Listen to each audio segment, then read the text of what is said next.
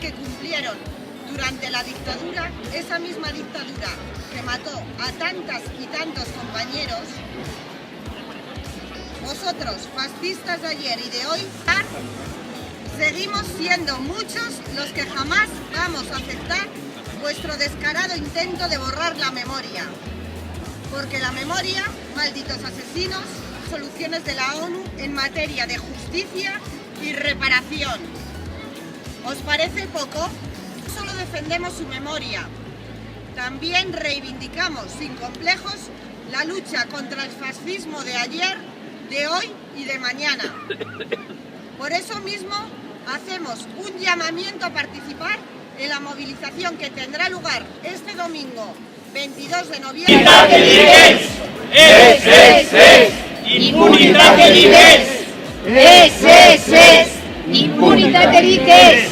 No pasarán! No pasarán!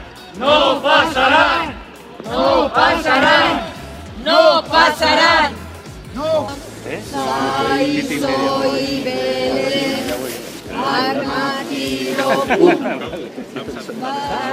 Abigaila, laboga sega, soy Belén, armatiro Olio sopa, kikili salami.